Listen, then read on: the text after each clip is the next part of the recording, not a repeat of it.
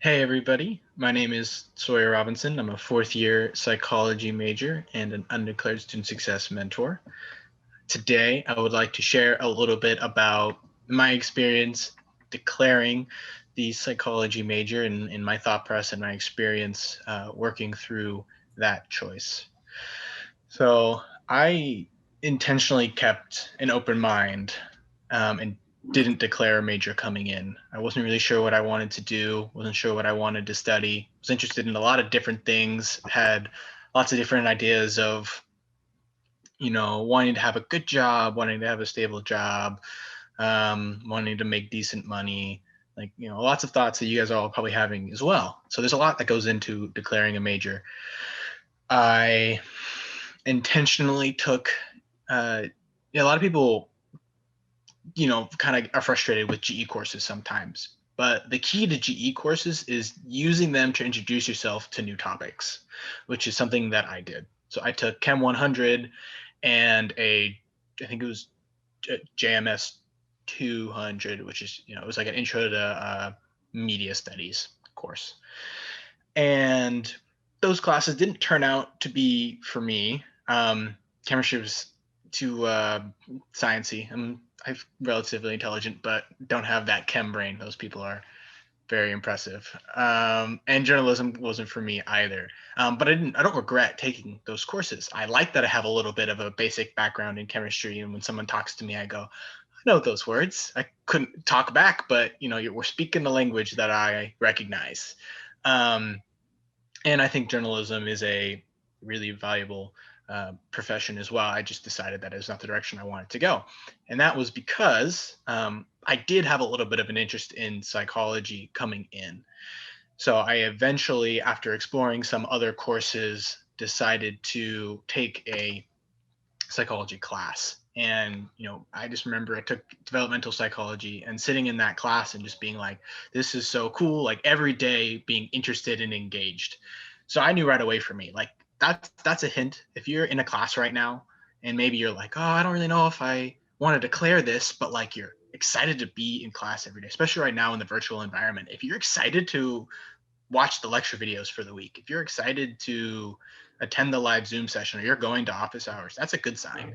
And if you're not, that's okay. The Zoom environment can be tough in that regard, but Yeah, if, take if you're take if you're thinking, man, I would love this class in person, that's a good first step. That's right that that's a good mindset to have.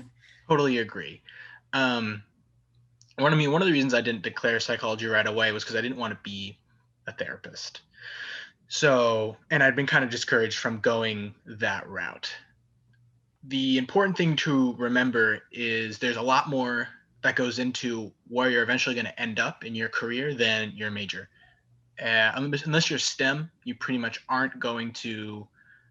Um, yeah, your experience, your work experience, your internships, your involvement in other programs and organizations are going to be just as important, if not more important, than your degree. So doing well in those courses is important. I really enjoy human behavior, um, so I knew that it was the right choice for me. That being said, I don't really know what's next for me. It is a constant, ongoing process. I've been really lucky to be involved in the Undeclared program and to try to help guide younger students. I am in an occupational health and stress lab with one of the psychology professors on campus, and that has been a really great experience as well. So from those things, I'm going to move on and seek other opportunities. And I know you just have to know that um, your decisions don't stop after declaring a major, and that at least for me, I believe that being true to yourself is the most important factor when making these life decisions. And if you have no idea what you like, my advice is to be brave and to try something, whatever it is, anything, volunteer work, a new class, an organization on campus. Put yourself out there, and you know have the intention of being open-minded and trying something new, and you'll learn something about yourself. Maybe it will be that you don't like this class, or maybe it'll be like, wow, the people are really great in this organization. Um, you just have to go for it. Those are great points. It's I what was it?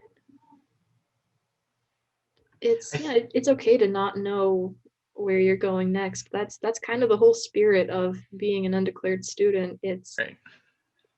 we you get comfortable with not knowing. I think if the undeclared students, eventually you declare your major, you have to if you're going to stay in university. You have to do it by the end of your sophomore year, typically.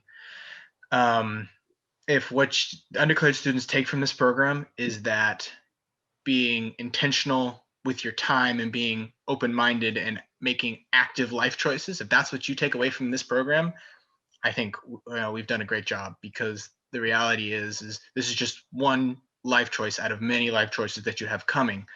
Um, so practicing and developing that skill of seeking what you want and what you're interested in, I think that's the biggest advantage that undeclared students have, is that they're practicing that and seeking out opportunity right from the get-go, because they're not on a path right now. So as long as you are seeking out your path, you're doing the right thing. Cool.